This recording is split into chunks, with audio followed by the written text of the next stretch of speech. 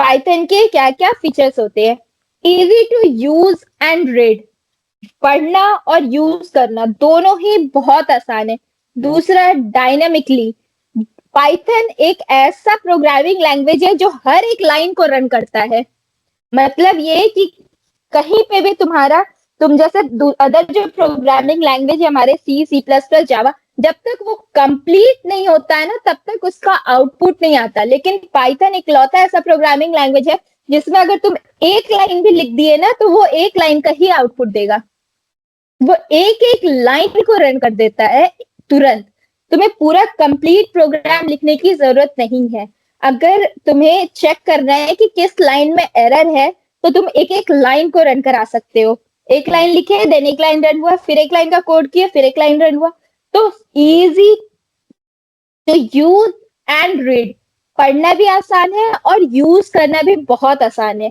Next, dynamically typed, dynamic है, कोई तुम्हारा स्टैटिक नहीं है। स्टैटिक का मतलब एक प्रॉपर स्ट्रक्चर होना, इसमें कोई प्रॉपर स्ट्रक्चर नहीं है। तुम्हें जब जहां जो मन करे वहां तुम उसको लिख सकते हो। बस सिर्फ ये ध्यान देना है कि ये चीज काम करता है या नहीं। ठीक है। Next one is high level. मैंने पहले भी कहा था, फिर बता रही हूँ, जिस जिस प्रोग्रामिंग लैंग्वेज में उप्स का फीचर्स, ऑब्जेक्ट ओरिएंटेड प्रोग्रामिंग का फीचर्स इंक्लूड होता है, वो सारा programming language automatically high level का हो जाता है। हाई लेवल होने का मतलब ये है कि वो middle level and low level को कंसिस्ट कर सकता है, मतलब अपने पास रख सकता है। लो लेवल का भी सारा फीचर्स और मिडिल लेवल का भी सारा फीचर्स उसमें, उस प्रोग्रामिंग में है। वो हाई लेवल का है, उसको हम आराम से किसी भी हाईली हार्डवेयर में या हाई लेवल के सॉफ्टवेयर में इन्वॉल्व कर सकते हैं। हाई लेवल प्रोग्रामिंग लैंग्वेज होने का मतलब ये है कि उसके नीचे मिड लेवल या लो लेवल या उसके सर्कल हाई लेवल में भी जो भी प्रोग्रामिंग लैंग्वेज है वो सबको सपोर्ट करेगा, मतलब हर एक दूसरे के साथ इजीली कनेक्ट हो जाना। ये कहलाता है हाई लेवल लैंग्वेज का, ये हाई लेवल का फीचर्स है। हाई लेवल होने का मतलब ही ये है कि वो कनेक्ट हो रहा है।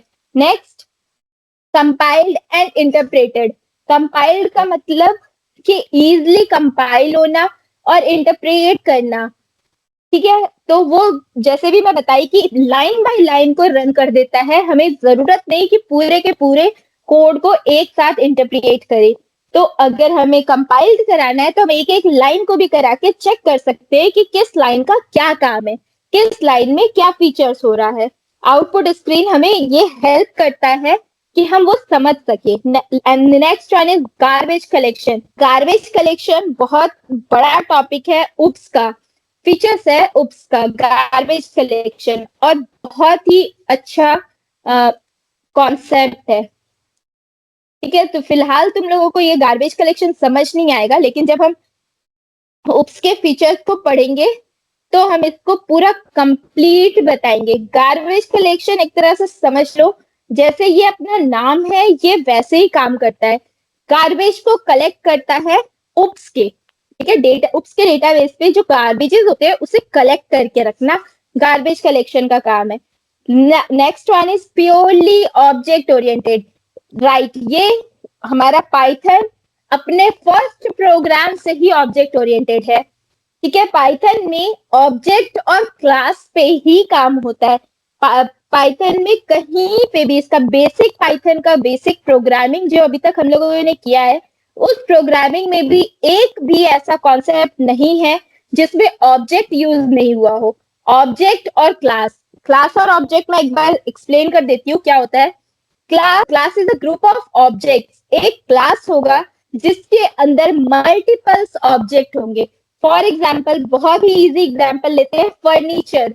फर्नीचर क्लास है जिसका ऑब्जेक्ट है टेबल, चेयर, बेड, सोफा, ठीक है, एक्सेट्रा एक्सेट्रा। फर्नीचर्स मतलब फर्नीचर जितने भी है वो सब ऑब्जेक्ट्स हो गए, बट क्लास उसका हो गया फर्नीचर। तो फर्नीचर के ऑब्जेक्ट में टेबल, चेयर, इस तरह के बहुत सारे। दूसरा अगर एग्जाम्पल लेना चाहो, एनिमल। एनिमल क्लास है जिसके अंदर हमारे बहुत सारे एनिमल्स आते हैं, कैट, डॉग, स्नेक्स, ठीक है, फ्लाइज, तो ये सारे हो गए एनिमल्स क्लास के अंदर उसके object.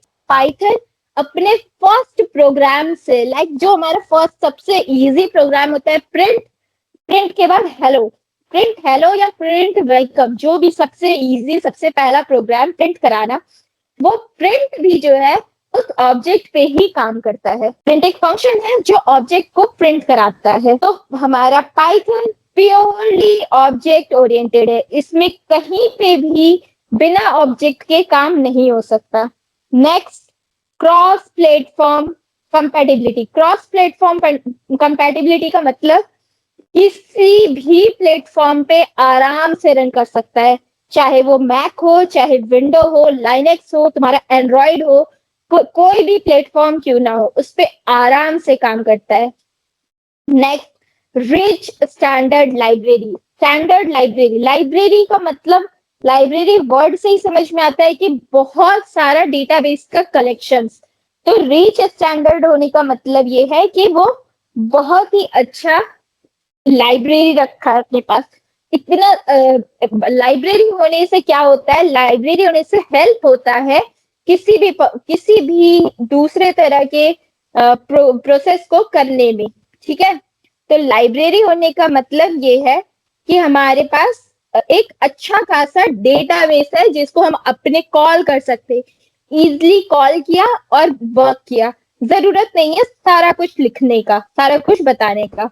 Open source, open source में पहले ही समझाई क्या होता है, कहीं भी किसी के भी साथ मर्ज हो जाना, काम करना, इजिली काम करना। तो ये हमारे पाइथन के फीचर्स है, कुछ बेसिक फीचर्स, कुछ एडवांस फीचर्स।